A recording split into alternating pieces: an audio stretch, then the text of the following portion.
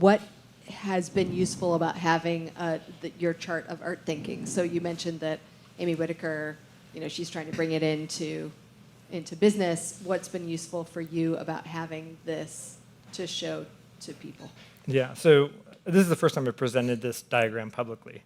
But it's been useful for me as a process because, as every artist, I've had many failures. And I'm getting much better at not making failures anymore. And so one of the things with the art thinking model is that, and I didn't really, I kind of skipped over this in my talk, was that art thinking, let's get over to it for a second.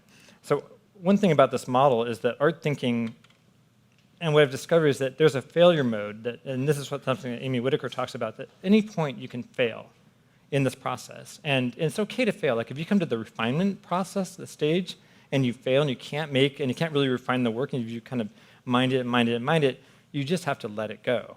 You just have to start over and abandon it. And I've made the problem of getting too attached to the work and maybe working under a deadline and then just kind of pumping the work out anyways and pushing through. And then I end up with this like kind of tepid piece that doesn't quite work. It's on my website, and I look at it and I'm like, geez, why did I make that one? And so in many cases, it would be better just to kind of think about each of those as failure nodes. And one of the things that artists do is they work towards an arc of failure, and designers work towards success. So they're trying to make a successful product.